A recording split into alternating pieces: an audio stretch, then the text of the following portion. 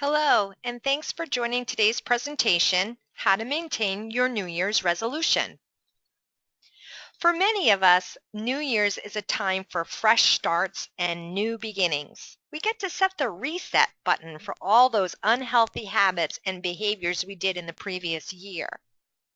But for others, the thought of change might not feel so good, even when we know it could be in our best interest. As the saying goes, if it ain't broke, don't fix it. But the real question is it close to the breaking point?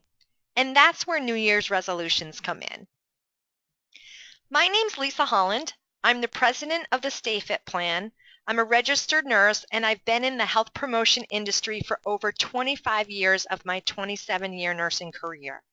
I have a personal passion for primary prevention, and I'm here to help others achieve a healthy and happy lifestyle with health education and other health and wellness resources. I want to remind everybody that today's information is for educational purposes only. If you have a chronic condition or you're working with your healthcare physician, you should do so and speak to them when you're starting any new regimen. So today we're going to learn about taking action. After all, that's what our New Year's resolution is all about. We need to know and learn about personal responsibility and accountability for our health and understand how these two items have a role within our behavior change model and our ability to be ready to change. We also want to choose realistic resolutions that will provide us with small incremental steps to change that result in lasting, lifelong behaviors. Inclusive of creating a resolution is learning to create a plan. Yes, a physical plan. We also need resources to help us and keep us motivated. And then we want to track our progress so that we can reward ourselves for our successes and achievements. And research has shown that people who track their progress over time are the ones who will achieve success the most. So January is all about resolutions. And we all do it. Most of them are health related. So whether it's losing weight, getting fit, eating right, reducing your stress, studies have shown that people are more likely to achieve these things when they create a vision board for themselves, in the form of a plan is generally what we're talking about here. Sharing your goals with your friends, relatives, coworkers so that they can help you achieve success. And then holding yourself accountable for the resolution that you've declared and the intentions that you have for the new year.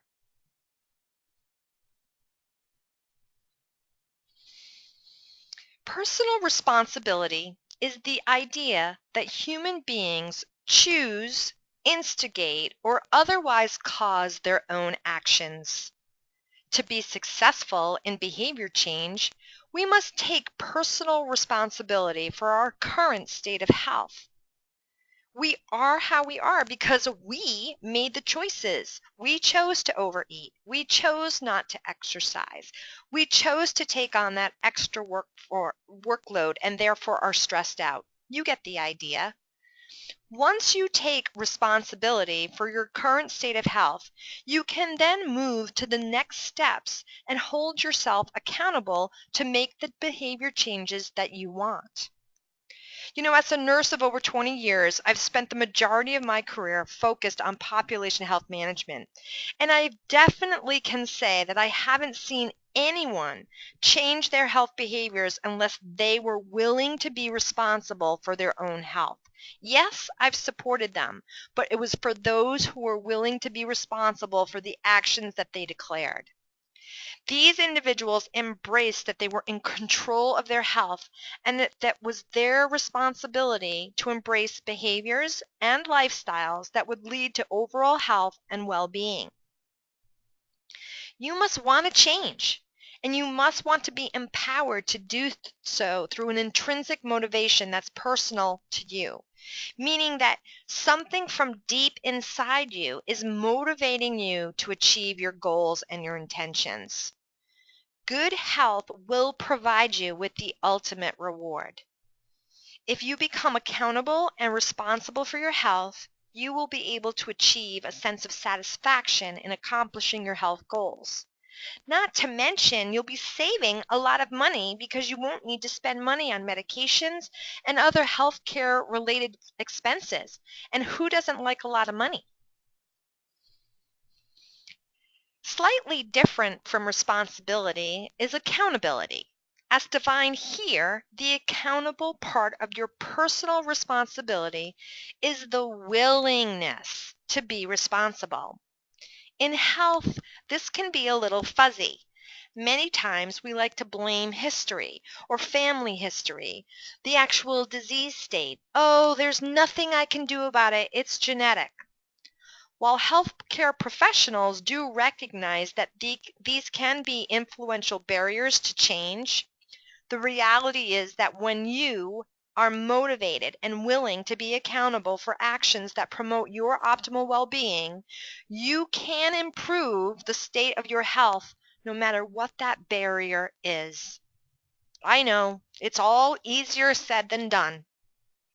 But part of taking that step to accountability is understanding where you stand in your personal health belief model and the trans-theoretical behavior change model. So let's take a look at these one at a time. We all have personal health beliefs, and we all have our own idea of what health means to each one of us.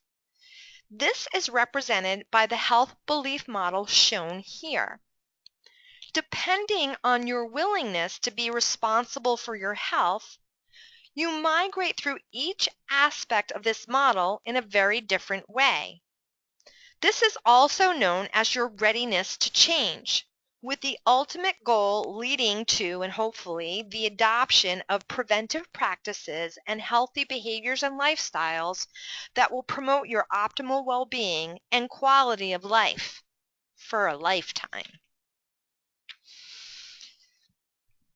The trans-theoretical model is a process by which you migrate through naturally. Sometimes it can be helpful to be more deliberate about this process and stop and reflect on where you actually fall in the stages of change as you consider your own personal New Year's resolution. After all, your New Year's resolution or intention is all about making behavior changes to better yourself and improve your quality of life, hopefully permanently. Many resolutions fail because you set unrealistic expectations or you have unrealistic expectations. Understanding where you are is a very important first step to your success. You're not going to just wake up on January 1st, or you didn't wake up on January 1st, and magically have your life the way you wanted it or the way you wished for it when you made or declared your resolution. You actually truly have to work hard. You need to become accountable and responsible to make the changes that you want. Remember Calvin in the cartoon? Change isn't always easy, but understanding and becoming aware that there is a problem is the first step. To visualize the path you're on, take a look at the stages of behavior change. This model was developed by Prochaska, DiClemente, and Norcross. It is designed to conceptualize the process of intentional behavior change. Now, as you look at the steps to behavior change, it's important to figure out, where are you? Are you pre-contemplative? Perhaps you've already migrated to action. Good for you. But let's start at the beginning. You know, as we migrate through the stages of change, you will eventually, if you stick to your plan, find yourself at a point where you no longer need to think about your everyday activities towards your resolution. It'll actually become part of your life. This is actually called the maintenance stage. And this is possible to achieve, and this is what we're going to talk about today. We're going to give you some strategies and techniques to get you and migrate you through the stages of change. As you considered a New Year's resolution, you actually began the first step in the behavior change process, called pre-contemplation. Now, this is where you're not actually sure if you have an issue. This is about that acknowledging and accountability and responsibility. You know what I'm talking about. You have that little voice in your head that's been talking to you silently, telling you you need to get motivated, you need to get moving more, you need to lose weight, or you need to stress less, but you're really not listening to it, or you're just not ready to acknowledge it. You may, as the first slide showed us, have a laundry list of resolutions that you want to start to work on this year, and that's great.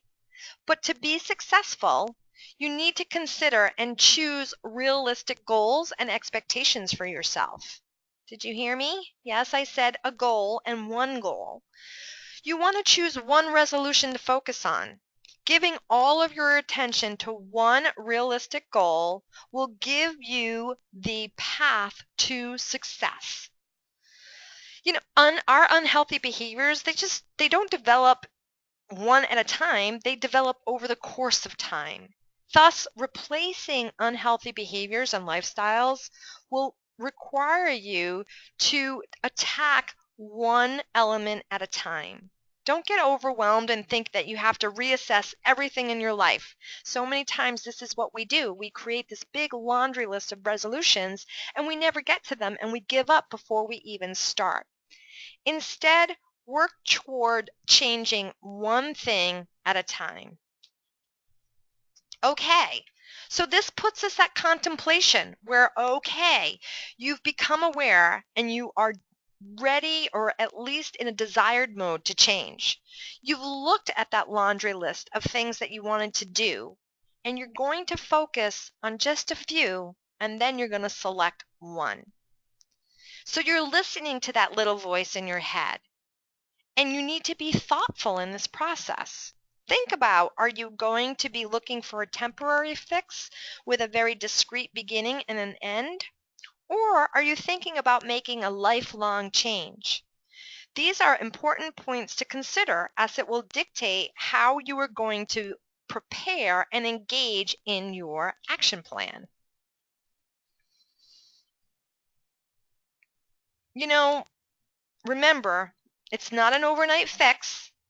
You need motivation and resolve to get to where you're going. Your motivation for your resolution, like the health belief model, will be unique to you. It is up to you to keep top of mind the desire and the willingness that inspired you to make the resolution in the first place. Think of this as your daily charge, or affirmation, if you will.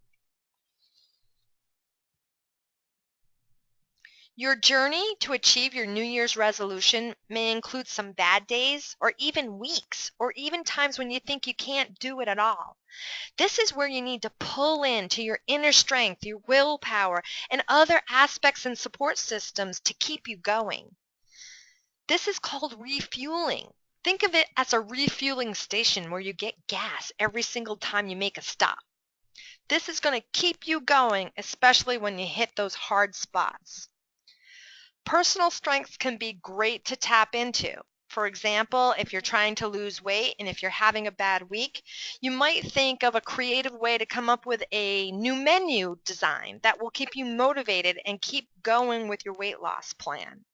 I know for me personally, I have a physical activity regime. Well, one of the things that keeps me motivated is when I'm working out on my treadmill, I pretend I'm a trainer and I have a class in front of me and I start screaming out, keep going, when I'm doing my incremental high intensity interval training. It sounds silly, but it's a fun way for me to stay motivated and stay on track. Your support system is also extremely important. This can include friends, coworkers, a doctor, a health coach, whoever it is who will support you and not create barriers for you with achieving your goal. These are like the go-to people when you're really finding yourself down in the dumps. Keep in mind that people who have good support systems are those who will achieve success with their New Year's resolution or any kind of goal that they've set into place. Other resources should be near you to help you. So many resources on the web. Perhaps your company offers a nurse line or an employee assistance program. There's all kinds of resources and programs out there to keep you motivated and keep you going on your path to success. An example of a resource could be a smoking cessation program that you join in your effort to quit smoking. Or believe it or not, a coloring book to help you de-stress, keeps your mind off things, keeps your hands moving and active so that you're not putting extra food in your mouth, sabotaging your weight loss plan. There's all kinds of different ways that you can use resources to help you keep you on your path and motivated throughout your action plan. Making sure that you have a variety of, quote, fueling station allows you to have options so that you can tap into these so that you can definitely overcome those rough spots. And you know you're going to have them.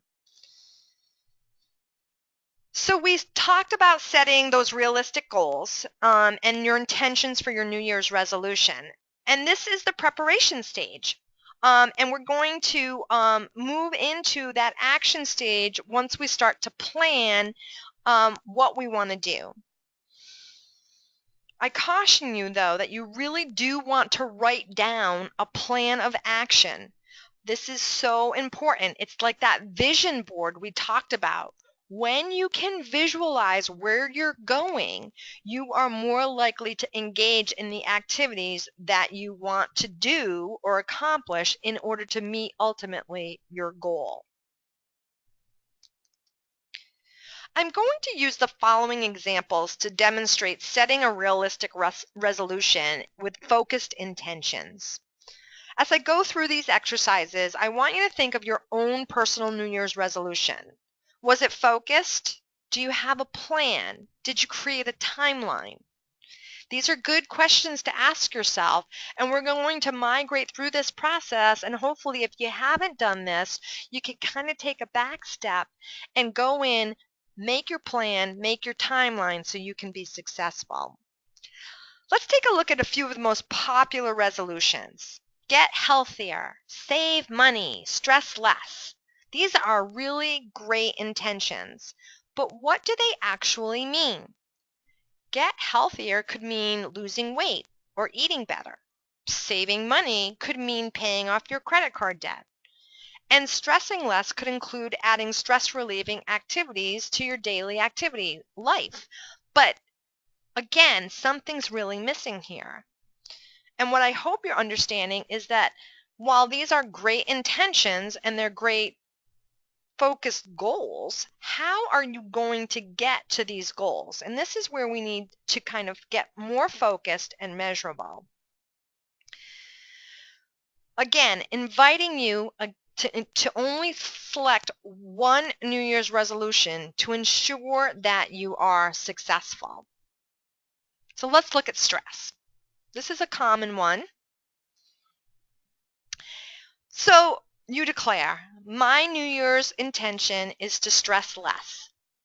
I would strongly advise you, if you do choose stress, to not set a stress-free goal, but rather, because stress-free is almost impossible to avoid, but you can reduce the amount of stress you experience by creating a focused plan. And the activities that I'm going to include as part of my New Year's resolution to stress less are, I'm going to move more by walking. I'm going to go to bed earlier, and I'm going to get more rest. I'm going to eat better. And lastly, I'm going to meditate.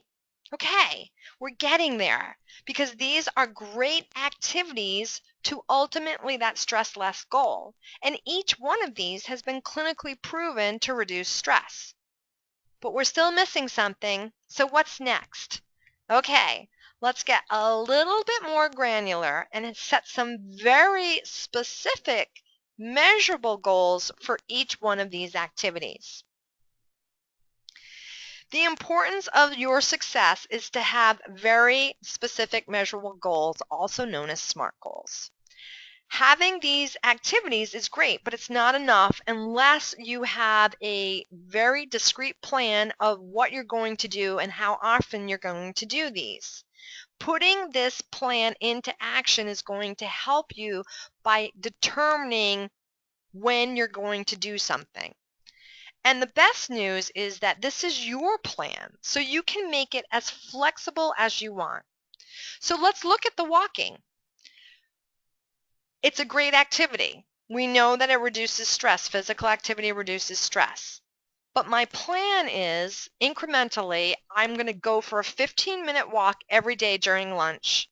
And at home, I'm going to work 30 minutes every night after dinner. And this is, I'm actually making easy, small, incremental steps to change. Now, is this not going to work for you? Okay, fine. Maybe it's a 5-minute walk every day at lunch, and maybe it's 15 minutes every other night after dinner. Again, it's your plan. So you can make this as flexible as you want. And then once you reach each of those goals, push yourself a little bit more and push the 15 minutes or the 5-minute walk up another 5-minute increments, and so forth and so on.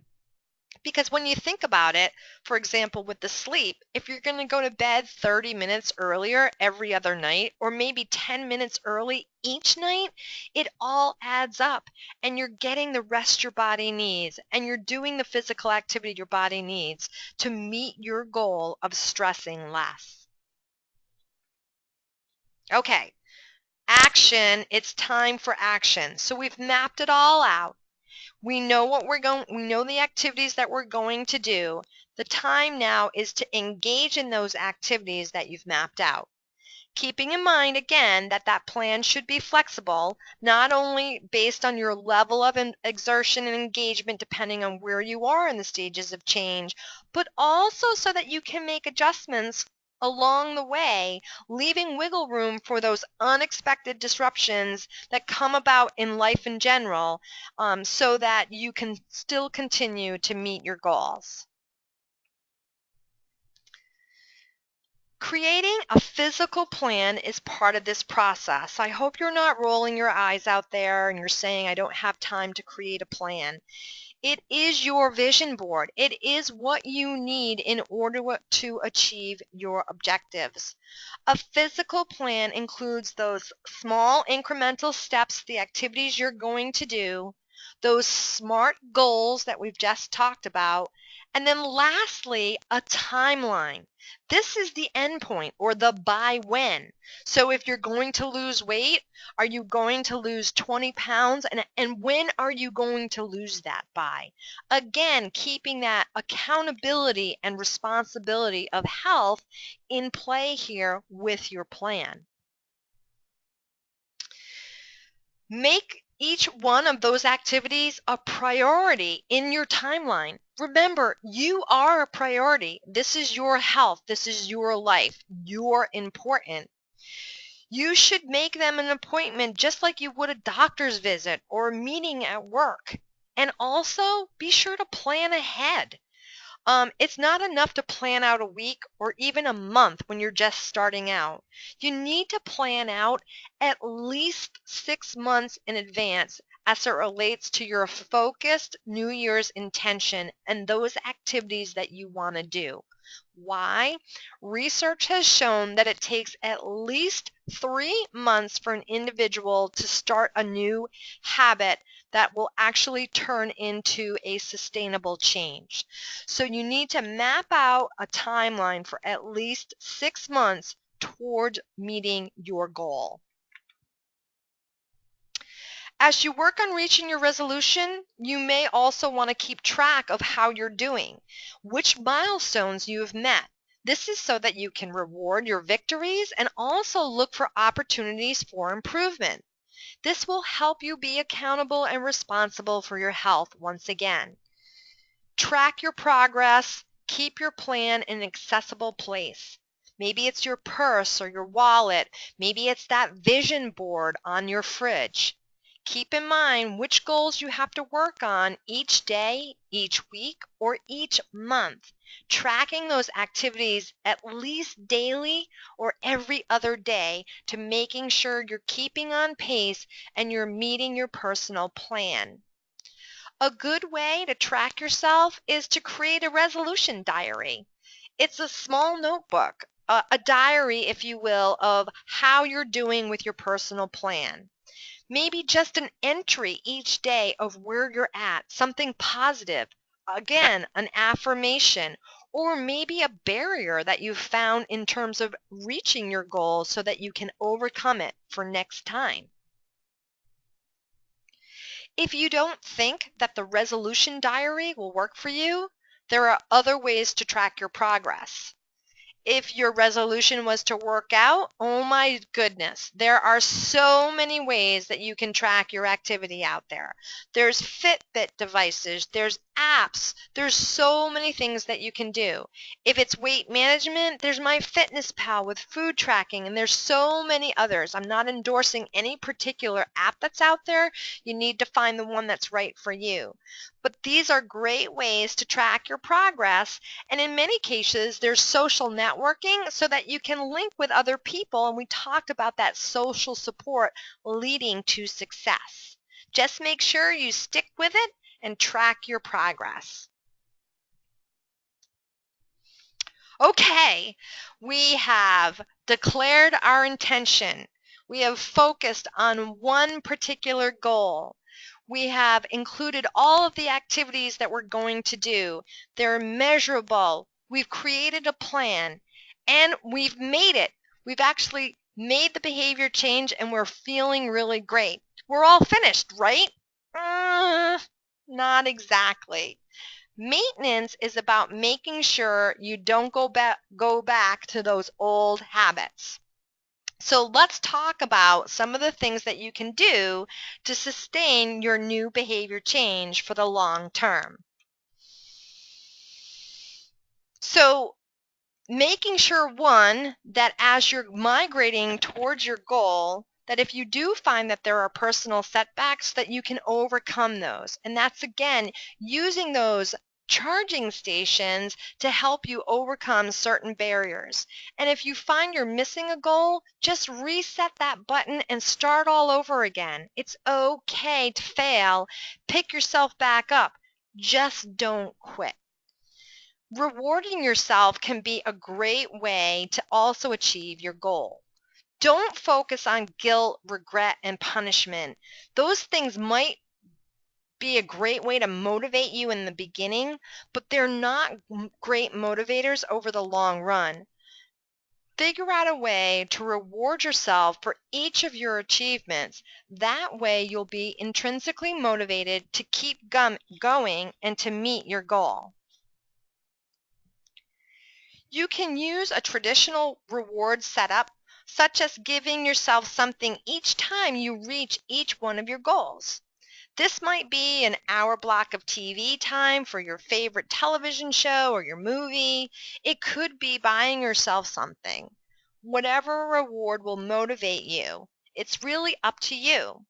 The important thing is that the reward aligns with your resolution. So for example, if you're trying to lose weight, you don't want to sabotage yourself with a reward by giving yourself chocolate cake. You definitely want to pick something that aligns with you. So for example, if you're trying to lose weight, maybe you buy yourself a new dress, those types of things. Let's look at some other ways that you can reward your personal victories. Again, making sure that rewards are meaningful to you, and these that are listed are just suggestions. So, a new pair of shoes may not hold as much motivation for you as a simple night alone with a book, but then again, it might. And then let's look at these wonderful tips for rewarding yourself.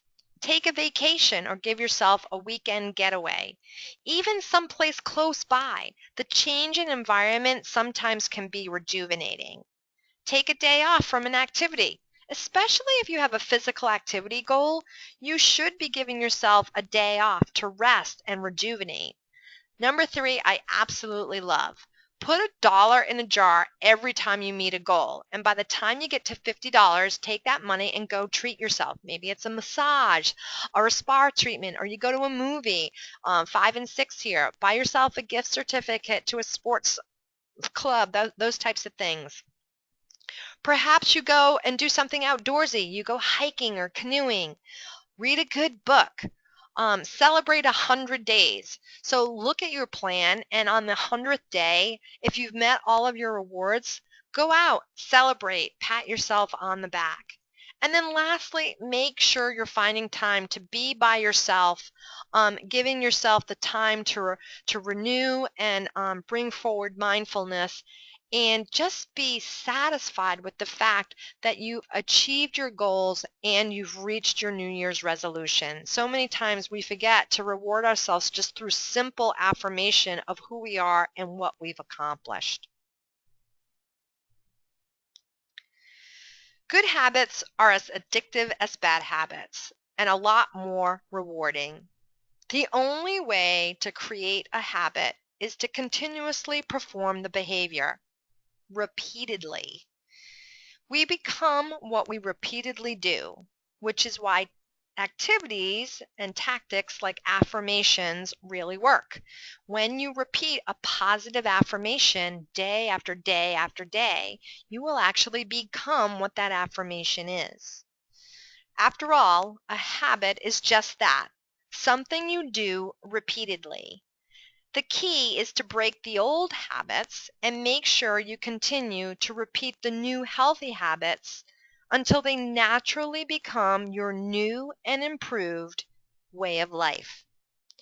So good luck with your New Year's resolution and your first step to a lifelong habit.